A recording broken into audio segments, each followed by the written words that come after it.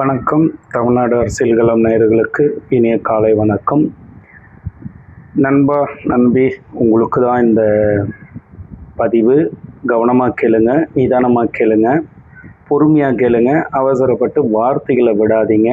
சரி, கண்டென்ட் என்னென்னா, மரியாதைக்குரிய தமிழ்நாட்டின் முதலமைச்சர் திரு ஜோசப் விஜய் அவர்களுக்கு இந்த பதிவு. ஓட்டு போட்ட அனைத்து மக்களுக்கும் இந்த பதிவு. ஓட்டு போடாத அனைத்து மக்களும் இந்த பதிவை ஜாக்கிரதையாக பாருங்கள், கவனமாக கேளுங்க. உண்மையாக பொய்யான்னு உங்களுக்கே புரியும்.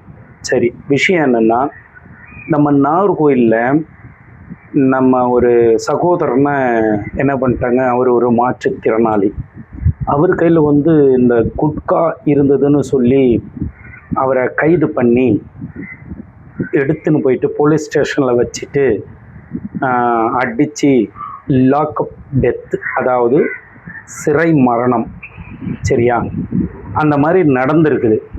அந்த மாதிரி நடந்திருக்கிற நேரத்தில் தன்னுடைய சகோதரி, அம்மா எல்லாருமே ரோட்டிலிருந்து போராடுறாங்க. அந்த போராட்டத்தை ஏன், என்ன, எதுக்குன்னு கூட கேள்வி கேட்காத ஒரு தமிழ்நாட்டின் முதல்வர் திரு சி ஜோசப் விஜய் அவர்கள். சரி, இப்போ ஏன் இந்த பதிவு அப்படின்னா, ஒரே ஒரு கேள்விங்க. நம்ம ஒரு மு.க. ஸ்டாலின் ஐயா அவர்களுடைய ஆட்சியில் ஒரு லாக்அப் டெத்து நடந்தது. அந்த லாக்அப் டெத்துக்கு என்ன பண்ணார், அம்மா ஃபோன் பண்ணி, ஒரு முதல்வர் ஃபோன் பண்ணி, அம்மா இந்த மாதிரி தெரியாமல் தவறு நடந்துடுச்சு, மன்னிப்பு கேட்குறவங்க கிட்ட அப்படின்னு சொல்லி மன்னிப்பு கேட்டார். பெருந்தன்மையாக ஒரு முதல்வர். சரி, லாக்அப் டெத்துக்கு காரணம் ஏன்னா தமிழக முதல்வருடைய கண்ட்ரோலில் வர போலீஸு, அதனால் அப்படி ஒரு மரியாதையாக கூப்பிட்டு வச்சு சாரி சொன்னார். லாக்அப் டெத்தை நான் சரின்னு சொல்ல வரல, உண்மை இதுதான். அப்போது தவறு நடந்துடுச்சு, இனிமேல் தவறு நடக்காத பார்த்துக்கிறோன்னு சொல்லி ஒரு தமிழ்நாட்டின் முன்னாள் முதல்வர் திரு மு.க. ஸ்டாலின் ஐயா மக்கள்கிட்ட சாரி கேட்டார். நம்ம இந்நாள் முதல்வர் இருக்கிறார்ல திரு ஜோசப் விஜய் அவர்கள், அவர் படத்தை இப்படி வச்சுக்கின்னு, அஜித் அவருடைய படத்தை வச்சுக்கின்னு, சார் மன்னிப்பு மட்டும் கேட்டால் போதுமா சார், நடவடிக்கை எடுக்க மாட்டீங்களா சார் அப்படின்னு பேசினார். அது மக்கள் உங்களுக்கு தெரியும், தெரியுமா தெரியாதா? என்ன வீரப்ப பேசினார். மேடையை போட்டு கருப்பு சட்டையை போட்டுக்கின்னு மைக்கை பிடிச்சின்னு அப்படியே இந்த கத்தி போட வசனம் மாதிரி அப்படியே சீவிர மாதிரி பேசினார் இல்லையா? ஆனால் இன்னைக்கு அவருடைய ஆட்சியில் நாகர்கோயிலில் ஒரு லாக்அப் டெத்து நடந்திருக்குது. அதை பற்றி இமி அளவும், எப்படி இமி அளவும், நம்ம தூயமான தமிழில் சொன்னால் ஒரு துணுக்கள் அளவு கூட அதை மெயின் செய்யாத இவர் பாட்னு உட்காண்டிருக்கிறாரு. என்ன நியாயம்? இவர் நியாயப்படுத்துகிறாரா அப்போ லாக்அப் டெத்தை? அன்னைக்கு லாக்அப் டெத்து நடக்கும்போது கூட்டணியில் இருந்த கட்சிகள்லாம் போராடினாங்க. இன்னைக்கு இருக்கிற சிபிஎம் எங்கே இருக்கிறீங்க? காணமே உங்களை. விடுதலை சிறுத்தைகள் கட்சிகள் காணமே, ஐயுஎம்எல் கட்சிகள் காணமே, காங்கிரஸ் காணுமே. ஏன்? எல்லாருக்கும் பதவி சுகம் இல்லை. அப்போ பதவி சுகம்னு வந்துட்டா நீங்கள் எதுவுமே பேச மாட்டீங்க, கூட்டணி தர்மம்ன்ட்டு போயிடுவீங்க. மக்கள் எவன் செத்தாலும் பரவாயில்ல, வாயை திறந்து பேச மாட்டீங்க. நல்ல நடைமுறை.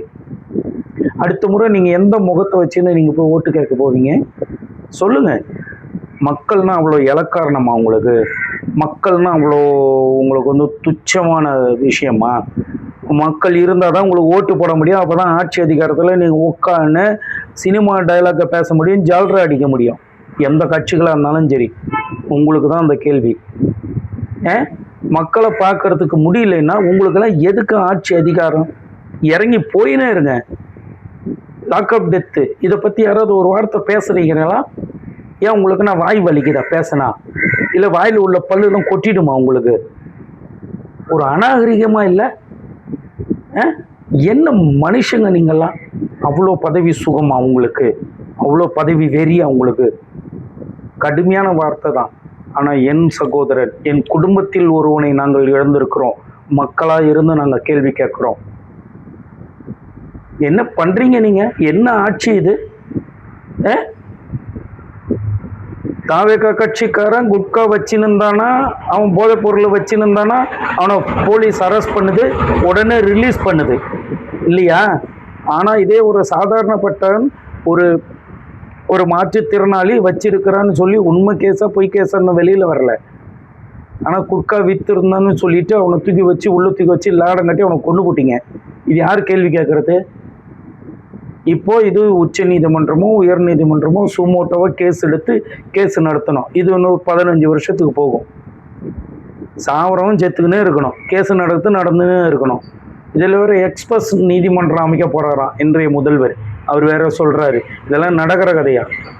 இருக்கிற நீதிமன்றத்தில் உள்ள குற்றங்களை குறைக்கிறதுக்கும் அந்த கேஸுங்களை நடத்துக்குமே ஃபாஸ்ட்டாக எடுத்தாலே நீதிமன்றங்கள்லாம் ஃப்ரீ ஆகும்.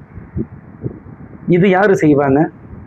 இருக்கிற நீதிமன்றங்களில் இருக்கிற வழக்குகளை ஃபாஸ்ட்டாக மூவ் பண்ணாலே நீதிமன்றங்கள் நீதிபதிகள் ஃப்ரீ ஆவாங்க.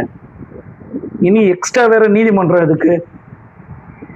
இதில் தாவேகா கட்சி எம்எல்ஏ தாவேகா கட்சி வக்கீலே ஒருத்தர் வந்து கேஸ் கொடுக்குறாரு, எங்களை வந்து வக்கீலாக நியமனம் பண்ணுறதுக்கு 30 லட்சம் ரூபா லஞ்சம் கேட்குறாங்கன்னு. இவர் தூய ஆட்சியான்.